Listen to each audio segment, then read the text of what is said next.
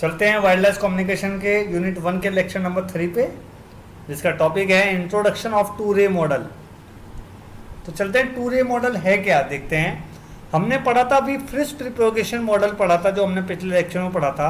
उसमें क्या था, हमने ट्रांसमीटर और रिसीवर के बीच में सीधे लाइन ऑफ साइट मांगा था। मतलब ट्रांसमीटर से सीधी वेव रिसीवर तक पहुंच रही है, that is called line of site. मैं आपको दोबारा बता देता हूँ लाइन ऑफ साइट पाथ क्या होता है। जस्ट लाइक जैसे ये अपना ट्रांसमीटर है, राइट, और ये हमारा रिसीविंग एंटीना है, चाहे वो छोटा भी हो सकता है। अगर कोई वेव कहीं भी टकराए नहीं और सीधी रिसीवर तक पहुंचे, उसके कहते हैं line of site path, LOS। Clear हो गई बात बेटा।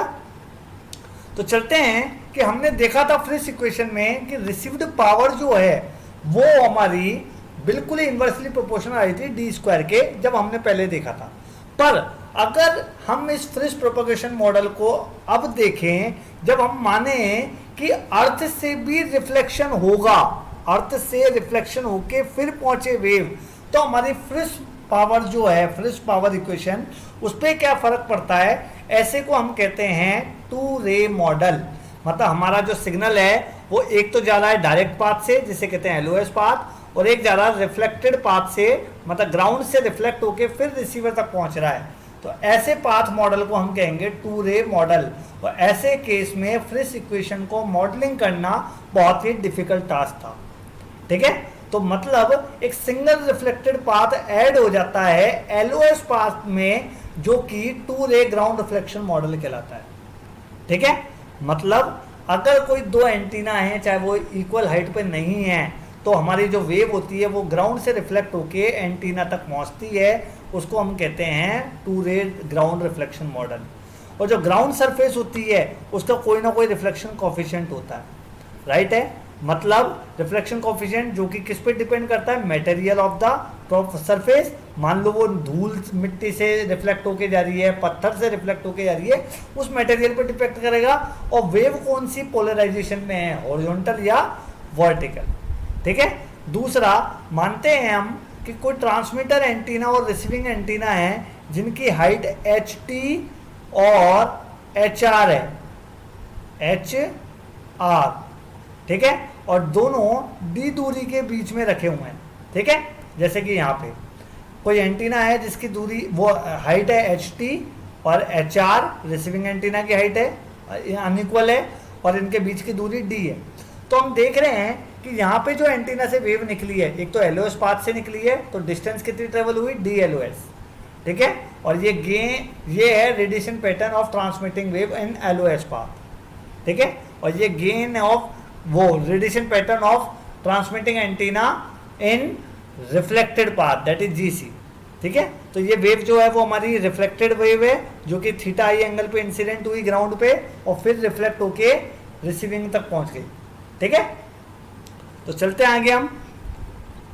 तो हम देखते हैं कि दो ट्रायंगल बन रहे हैं, देख रहे हो ट्रायंगल, यहाँ पे ये देखिए ट्रायंगल बन रहा है, राइट एंगल ट्रायंगल। तो इसमें पाइथागोरस थ्योरम लगाएंगे कि डी लॉस का मतलब है ये वाला जो है डी लॉस, ये हमारा क्या है, ये इक्वल होगा D square plus HT minus HR का होल स्क्वायर। ये देखिए ये HT, तो मतलब ये दूरी देखिए, ये हमने एक ट्रायंगल खींच लिया यहाँ से यहाँ तक, ये 90 डिग्री हो गया, ये 90 हो गया, ये D लॉस है, ये दूरी कितनी है D, तो ये दूरी कितनी हो गई, अब ये दूरी ये हो गई HT माइनस HR। तो D लॉस बराबर HT माइनस HR का whole square plus D square. Clear हो गई।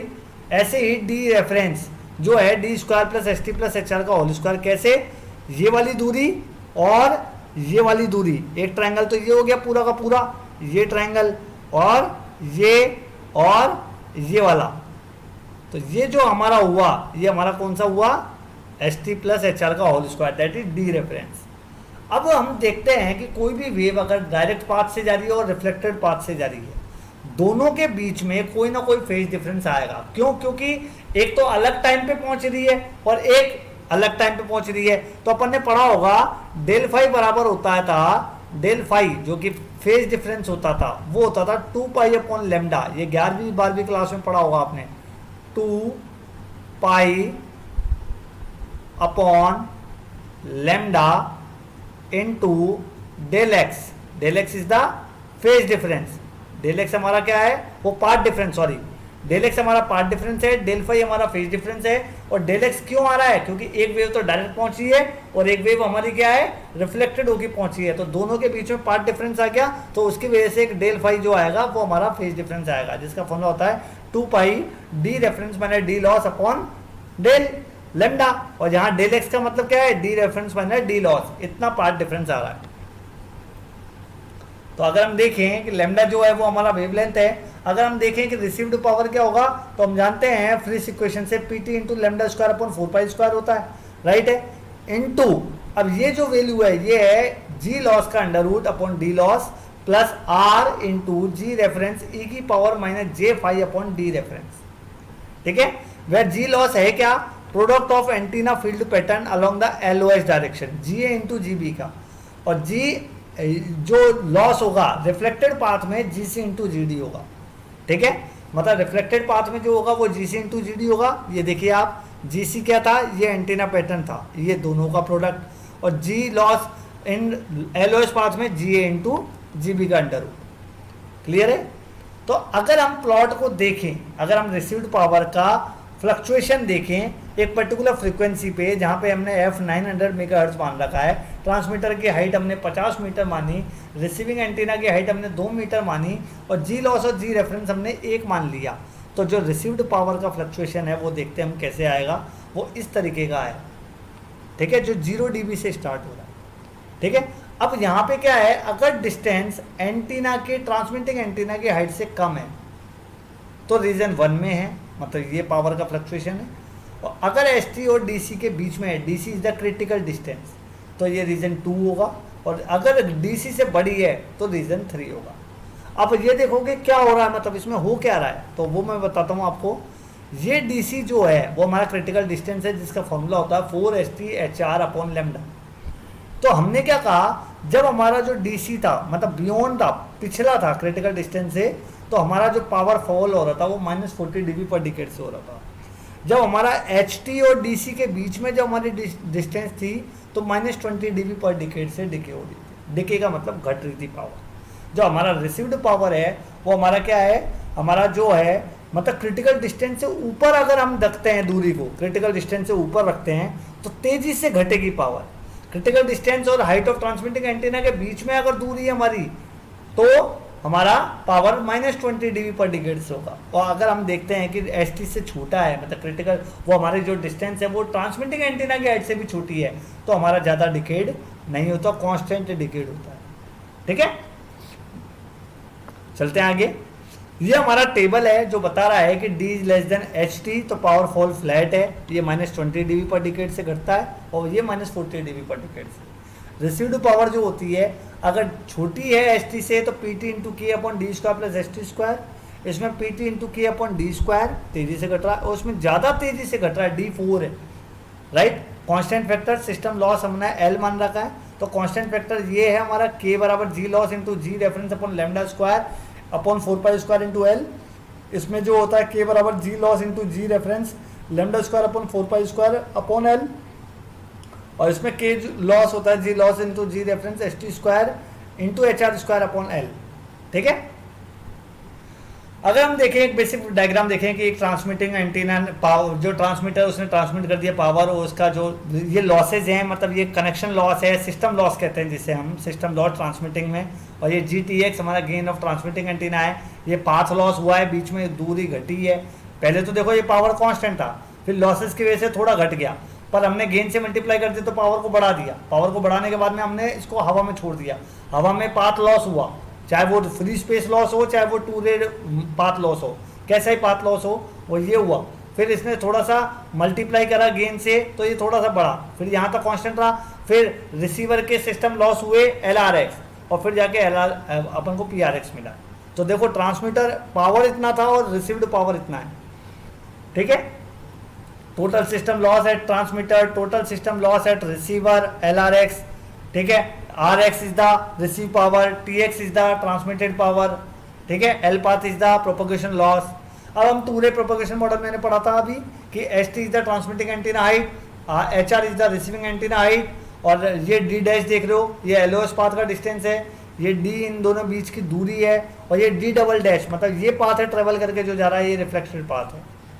तो हमने बताया कि जो अनऑब्स्ट्रक्टेड एलओएस पाथ है, अनऑब्स्ट्रक्टेड जो फ्लैट ट्रेन पे होता है, जो प्राइमरी सोर्स होता है वो अर्थ सरफेस है, मतलब और कोई सोर्स नहीं है ऑब्स्टेकल का, केवल एक ग्राउंड है और दो एंटीना लग रहे हैं। तो एक वेव तो डायरेक्ट एंटीना तक पहुंचेगी और एक जमीन से टकरा के पहुंचेगी, इसे कहते हैं अनऑब्स्ट्रक्टेड एलओएस पाथ। ठीक है, तो जो इफेक्ट आएगा ग्राउंड का वो रिसीव्ड सिग्नल पे, वो डिपेंड करता है ट्रांसमिटिंग और रिसीविंग एंटीना के बीच की डिस्टेंस के ऊपर, क्योंकि बार बार रिफ्लेक्शन हो सकता है अगर ज्यादा दूरी है तो, बार बार डिस्टेंस।